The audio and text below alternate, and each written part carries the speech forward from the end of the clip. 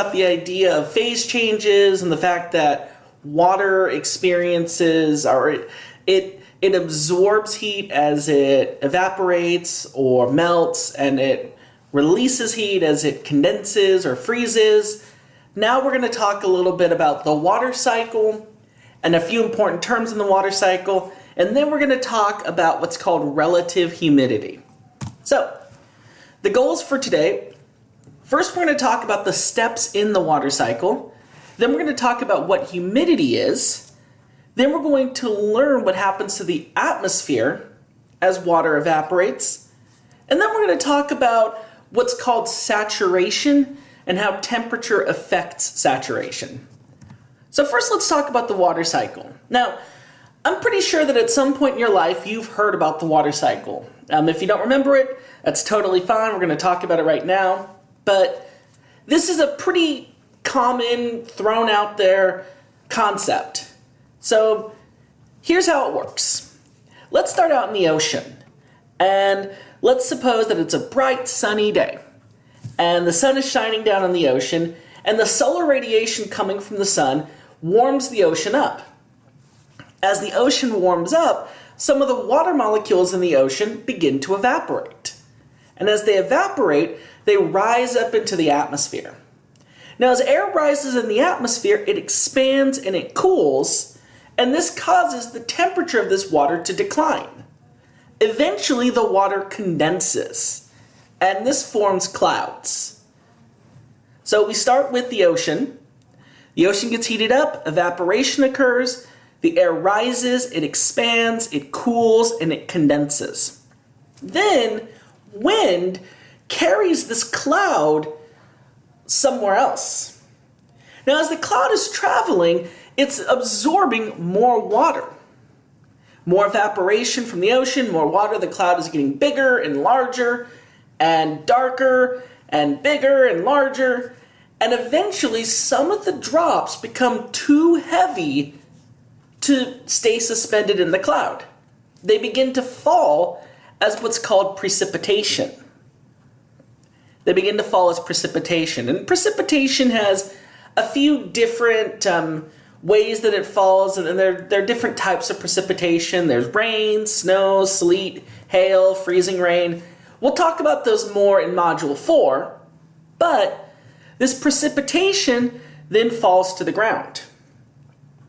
Some of this precipitation, if it's frozen and it's really high in elevation, it can stay on the ground as a glacier or as ice for a very long time. If the precipitation falls on a hillside and it's liquid or it melts, it can then run back off, back down into the ocean. Now, there are many other legs or many other things that can happen. As I just mentioned, precipitation can stay frozen on mountaintops and form glaciers. It can be absorbed into the ground. It can run off into a lake or a reservoir. It can be absorbed by plant life. And in fact, plants sweat very similar to how we sweat. That's called transpiration. They give off water. And so there's many different steps in the water cycle. But what I want you to know is what I call the TLDR version, the quick, fast, and dirty version. And it's just what I just said, basically. The ocean's heated by the sun. That causes evaporation. As that moisture rises into the atmosphere, it expands, it cools, it condenses. We get clouds. Those clouds then travel over to land and rain back down. The rain then runs back down the hills, into rivers, and back down into the ocean.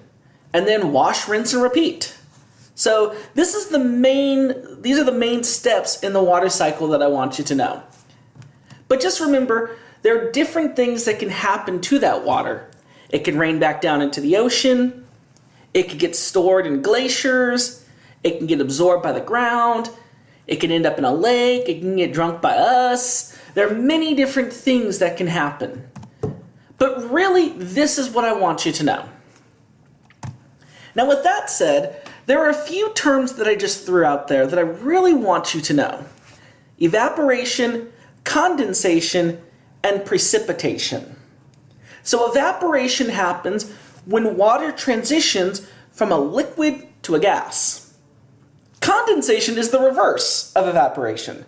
Water goes from a gas to a liquid, and then precipitation is when this water falls from the sky to the ground. Now with that said, let's talk a little bit about evaporation and condensation. So imagine, if you will, a surface of water. So here we have a glass of water, and the glass is almost filled to the top. And right up here, this boundary between the water and the air above is what we call the surface of the water. Now let's zoom in at this surface of the water and take a look at what's happening on a molecular level. And here's what's actually happening. If you were to zoom in and actually look at the water molecules at the surface, you would notice something interesting happening. Some of these water molecules absorb enough energy to escape the surface. That's called evaporation. On the other hand, other molecules are actually returning to the surface, and that's condensation. And this happens on all bodies of water. So the next time you're at a lake, believe it or not, there are water molecules escaping that lake and other water molecules returning to that lake at any given moment. And believe it or not, it doesn't even matter how warm or cold the water is. This will always happen. You will always see water evaporating away and condensing back. Evaporating away and condensing back. Now with that said, usually what happens is more water molecules are evaporating than condensing. This is the typical situation, and we call this net evaporation. So imagine if, let's say you're sitting at a desk right now, and imagine if you were to spill a cup of water. And let's say you didn't bother cleaning it up. You didn't let anybody else clean it up. You just let it stand there. If you were to zoom in and look at the surface of that water on a molecular level, you would notice that there are more molecules evaporating away than condensing back down. And so what's going to happen over time is the puddle is going to get smaller and smaller, and then at some point it's going to completely dry up. And this is what is typically happening in our atmosphere. Typically, more water is evaporating than condensing at a surface of water, especially here in the lower atmosphere. With that said, every single water molecule has mass. Every single water molecule has mass. And if you recall from Module 1, we briefly talked about the idea of air pressure. Air pressure is the weight of the air above you. Air pressure is the weight of the air above you. And so what happens is when you add mass to the air, that increases the pressure of the air. That increases the weight of the air, thus increasing the pressure of the air. Well, as water evaporates, those extra water molecules are now in the atmosphere, and hence the weight of the atmosphere has just increased. Well, we actually have a term for this. Any pressure caused by evaporated water, caused by water vapor, is what we call vapor pressure. So this additional pressure is called vapor pressure. Make sure you remember that. I guarantee you'll see it at some point again, either on a quiz or on the midterm, or you'll see this again. But what I want you to know is, as water evaporates, the pressure of the air above that surface of water increases. And that additional pressure is called vapor pressure. It's the pressure of the air caused by water vapor. All right? And the relationship between vapor pressure and the amount of water vapor in the air is linear. It's direct. The more water vapor there is in the air, the higher the vapor pressure. And so this is one way we can actually identify how much water is in the air. We look at the vapor pressure. Now with that said, rather than so we have this beaker here with all these water molecules, and many are escaping, many are returning to the surface of the water. Again, if we left it untouched and we did nothing to it, chances are, over time, this water would evaporate. Now suppose, let's put a lid on the top of this. And by putting a lid on there, we aren't allowing any water to escape. Any water to escape. However, more water is still evaporating than condensing. Well, what actually happens in this case? Well, as more water evaporates, what's going to happen to the air pressure right here? Take a moment and think about it. We are now adding more water to this little area of air. And the more water we add, the more water vapor we add to this area of air, the heavier it's going to get. Why? Because more and more vapor pressure. Well, think about what happens if, let's say, you were sitting next to me and I handed you a book. And okay, that book feels heavy. Then I hand you another book. Feels heavier. Hand you another book. It feels heavier. Eventually, I've handed you so many books, they've weighed you down. Well, think about that in this jar with the lid on it. Well, what actually happens is, as more water evaporates into the air, into this little air here, and remember, we have a lid on it so it can't escape, what will actually happen is the air gets heavier and heavier. It begins to weigh down on the body of water. And that makes it harder and harder for more water to evaporate. That also makes it easier and easier for more water vapor to condense.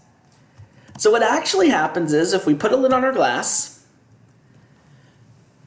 we add, and then as more water evaporates, that adds additional vapor pressure, and this weighs down on the body of water. This forces some molecules to return to the body of water, to condense back down. Basically what's happening is, the more water vapor we add, the heavier the heavier the air gets, the more water vapor is forced back down, therefore the more condensation happens. So eventually more evaporation forces more condensation. Until a balance is achieved, at some point, the air becomes so heavy that if one more molecule were to evaporate, another molecule would immediately condense back down. This is called saturation. In a saturated atmosphere, the air cannot hold any more water vapor. In this case, if one more molecule evaporates, another molecule condenses right back down. At this point, condensation is equal to evaporation. Condensation is equal to evaporation. And at this point, the relative humidity of the air is 100%. And this is why when relative humidity is so high, it feels really muggy outside. Because if it's hot and you're outside and you're sweating, well, the air can't really hold any more water. So the water can't evaporate off your body. If it does, it immediately condenses back down. Therefore, that sweat that comes onto your body, that sweat that is released by your body, can't evaporate. So it just stays there, and you feel sticky and muggy and gross. Worst feeling in the world, if you ask me. It's pretty bad feeling. So think about the atmosphere like a sponge. In an unsaturated atmosphere, you could add more water vapor and it would be just fine. The atmosphere could hold on to it.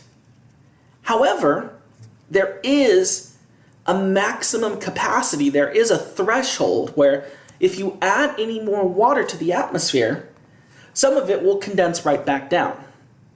So it's just like a sponge. In the case of a sponge, you can only add so much water. And then once the sponge becomes saturated, if you add any more water, water will just come right back out of the sponge. It can't hold on to any more. Now with that said, I do want to be careful here when using the phrase, air can hold water. Because the reality is air isn't holding the water like a sponge is holding the water. It's just a good analogy. But the atmosphere isn't actually holding on to water. It isn't actually holding on to water. And I'm just saying that just to do meteorology justice. But let's actually talk about how this relates to temperature. Well, the warmer the atmosphere is, the easier it is for water to evaporate, right? The warmer the atmosphere is, the easier it is for water to evaporate. And I think that makes sense. Because the warmer the air is, the more heat there is, the more energetic air molecules are, so the easier it is for water to evaporate. And this actually allows for more moisture in the atmosphere. This makes it harder for water to condense and easier for water to evaporate.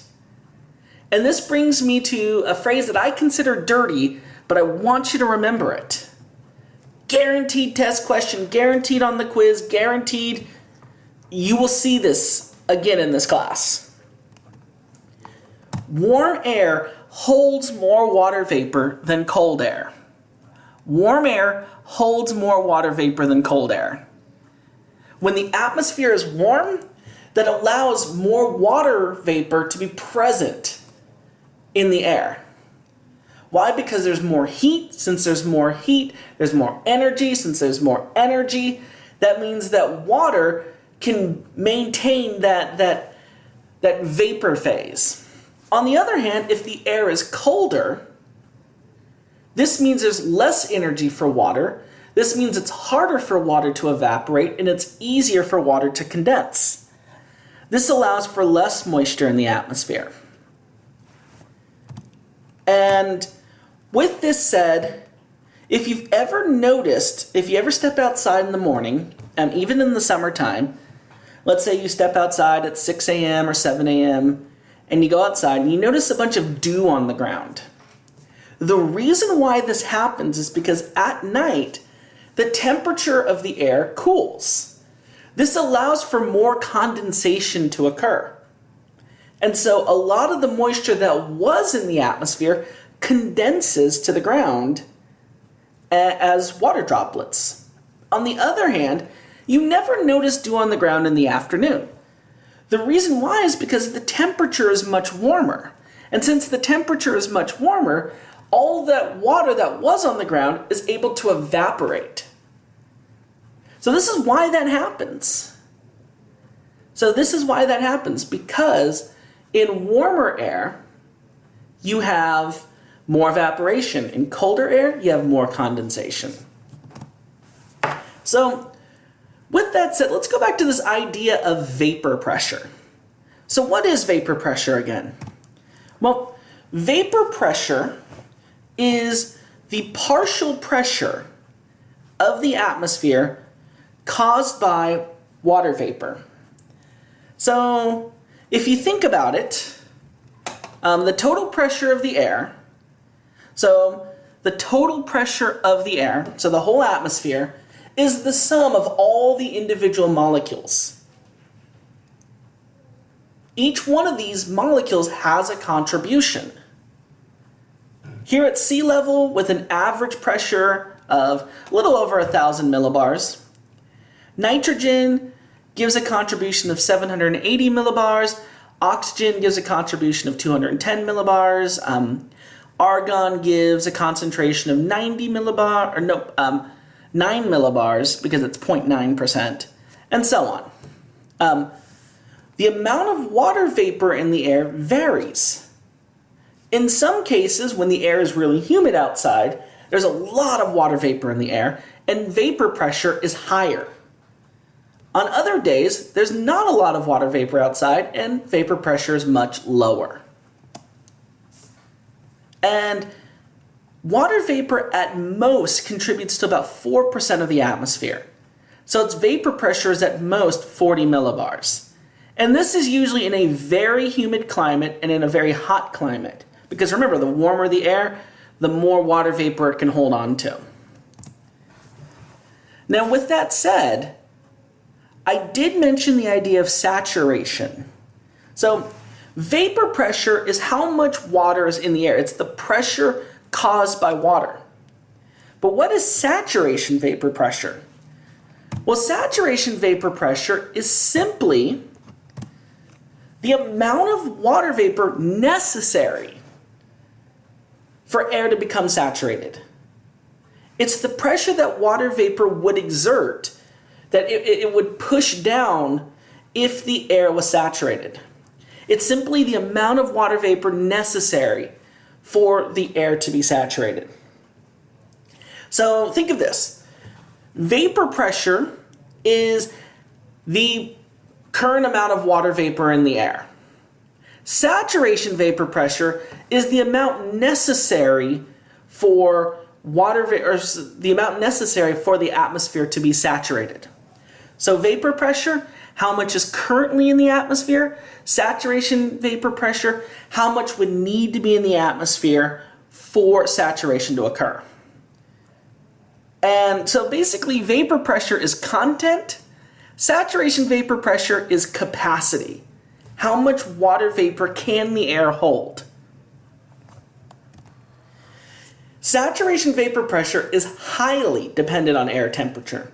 And there's actually an equation called the Clausius-Clapeyron equation. It's beyond the scope of this class, so you don't have to memorize it, you don't have to know it. But it does show the relationship between air temperature and saturation vapor pressure. And the curve that's actually created, I'll show it in the next slide, will actually show you that as air temperature warms up, the saturation vapor pressure becomes exponentially higher. One other important fact, and this is going to become more important in the next module, is that saturation vapor pressure is higher over water than over ice.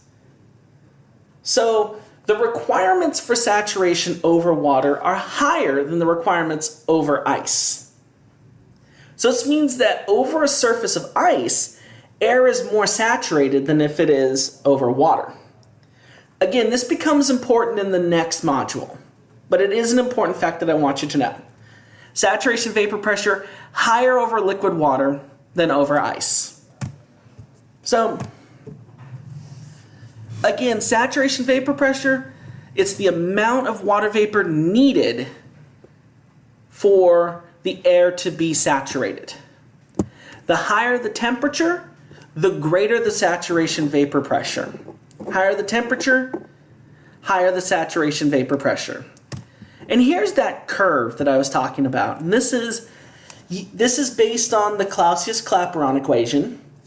And it basically shows you that the higher the temperature of the atmosphere is, the higher the saturation vapor pressure is.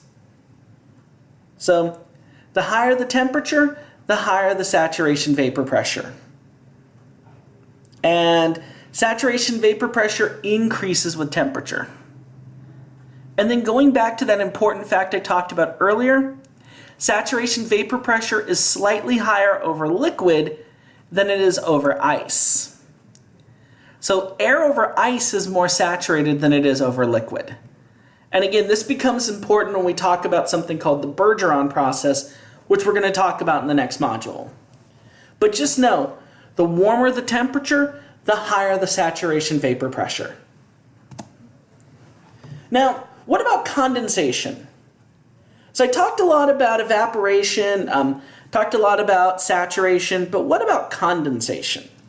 Well, condensation occurs when water has lost heat and it's slowing down and it sticks to something and it takes on a liquid form. Well, in order for condensation to actually occur, water needs to stick to something. It needs to stick to what's called a hygroscopic molecule. Hygroscopic simply means water-seeking, water-attracted. So it's a molecule that water is attracted to. And these non-water molecules are what are called condensation nuclei. So they're little particles that water sticks to. And the more water sticks to this condensation nuclei, the larger the droplet becomes. And it can become larger and larger and larger. This brings us to an important fact. We need condensation nuclei in order for clouds to form. The good news is there's a lot of condensation nuclei in the atmosphere. In very, very clean air, so air probably cleaner than anything you or I have ever breathed in, there are still approximately 10,000 condensation nuclei in 1 cubic centimeter of air. So look at your pinky tip, the tip of your smallest finger. That's about 1 cubic centimeter. And in that little area, there are still about 10,000 condensation nuclei. There's a little bit more over land than over the ocean, and that's because over land there's dust, there's smoke, whereas over the ocean, not so much. But still, there's a lot of condensation nuclei. And some examples of condensation nuclei include smoke, sea salt, so salts from the ocean, dust, and even bacteria. And so believe it or not, when a raindrop falls onto your body, in the center of that raindrop, actually raindrops are made up of many different water droplets, there are many of these little condensation nuclei. The last thing I'm going to talk about today is humidity. So I've already talked about the idea of the amount of water vapor in the air. Well, there's actually a term that we use for that, and it's called humidity. The amount of water vapor in the air is called humidity. Now, with that said, there are several types of humidity, and each one of them has different applications. The first thing I'm going to talk about have thermodynamic applications. So these are used in weather models. These are used when studying the physics of the atmosphere. They don't have as much a use to us, but they're still useful. The first one is called absolute humidity. This is the actual mass of water vapor in the air. So let's say I were to take a cubic meter of air, that's a cube of air that is 1 meter wide, 1 meter tall, 1 meter deep. And I were to then suck out all the water vapor and weigh it. That is absolute humidity. The second type of humidity is, rather than taking 1 cubic meter, I take 1 kilogram of air, separate out the moisture, separate out the water vapor, and weigh that. And divide it by the kilogram. So 1 kilogram of air, how much water vapor is in that kilogram of air? That's called specific humidity. The third type of humidity is called water vapor mixing ratio. Here it's very similar to specific humidity. The only difference is it's a ratio of the moisture divided by the dry air.